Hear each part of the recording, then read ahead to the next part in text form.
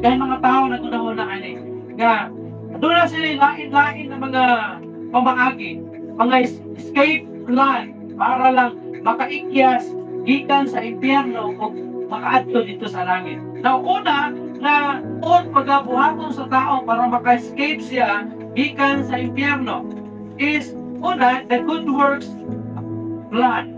Kung sa manig the good works plan, adunay daghan na mga magtutudlo even sa mga lain-lain na mga denomination na pag binuutan ka o magpakita ka sa imuang mga maayong buhat, makaikyas ka diha sa kalaglagan sa imong kalag o makaadto ka dito sa langit na iandam sa Ginoo.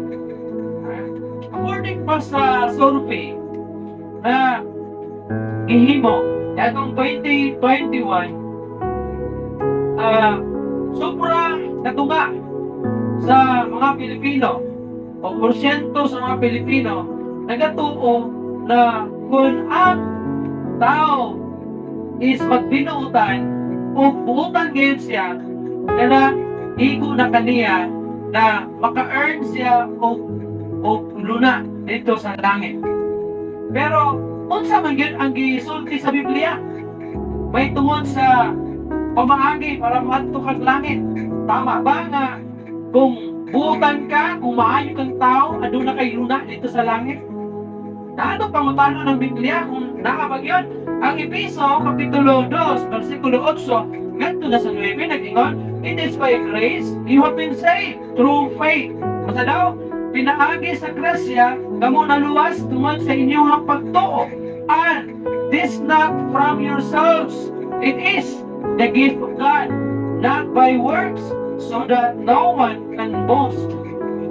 So kung imong sakton ang gisulti ni Apostol Pablo diha sa Efeso Kapitulo 2 versikulo 8 ngadto na sa 9 na ang kaluwasan pinaagi sa grasya tungod sa atoang pagtuo diha sa Ginoo. O kini dili pinaagi sa inyong kagalingon kay kini gasa sa Ginoo.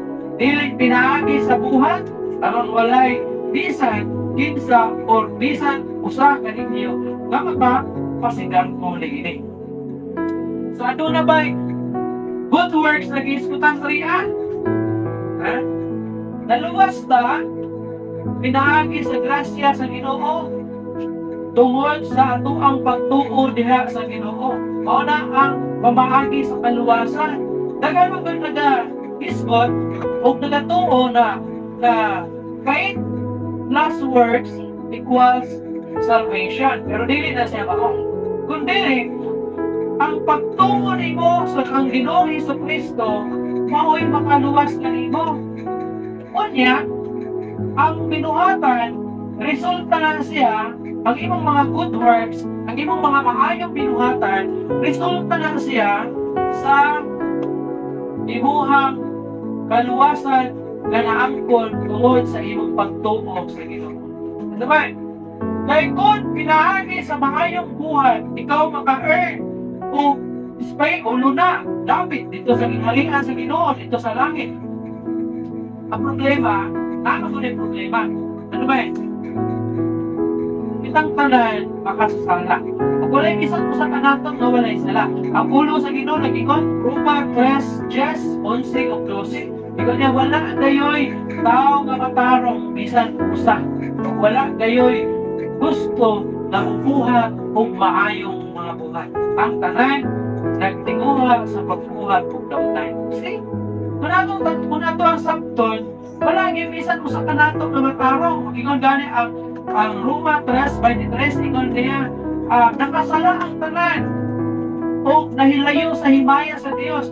Kung may unta, nakasala ang tanan, that means apil ka, apil ko, apil tanan. Bisang pagkinsa pa ng mga tao, bisang pagkananaa sa pagtaas ng mga pundok na ginatawag ng mga founder, mga leaders, mga naglain na mga denomination na ituuhan nila ng mga holy na mga tao, mga obispo na mga tao, mga reverend na mga tao, nag-consider na mga talahuron. Pero still, makasasala gyapon sila. Still, makasala gyapon sila. Continue naman. Naman sila sa akin yung ginatawag na human body. Dili nato ang lawas nato na pinimprone sa pagpapasala. Ang tao lang nga nahimugso ng kalibutan nga walay sala is si Jesus Cristo lang. Si Jesus Christ lang. Wala na ilahin pa na walay sala ng pagkatao ng kalibutan. Si Jesus Christ lamang. And the rest, sukan kaniad to nakasala ni ng tao. Kung magpakasala ng tao kay nanukad ka na siya sa pagkapukan o pagkahulog sa pagpakasala sa tao nga gihimo sa Ginoo ug iyang gibutang dito sa tanaman sa Eden nga si Adan o si Eva. Now, so dili gyud ka makapastigar ko nga pinaagi sa imong pagkamaayong tao, makasunod ka dito sa langit. Pero ayaw ni ano itong mali ang pagsabot. Pamagay, hindi nahanglan gyapon ng good works. Kinahanglan po na makita, magadagayday diha kanimo ang mga maayong binuhatan na resulta sa kaluwasan niya na ang nimo. Pero dili pwede na i-plus nimo ang maayong binuhatan dira sa imuhang faith sa Ginoo tungod kay ako nang gikaingon makasala ra kita. Ingon pa ang pulong sa Ginoo sa 1:12 na sa tanan nga midawat ug bituo sila giatagan og katungod na mga mahimong mga anak sa Dios. Kung isa gid tagaan o gitugutan na mahimong mga anak sa Dios katong nagdawat ug nagtuo ang Hesus Kristo.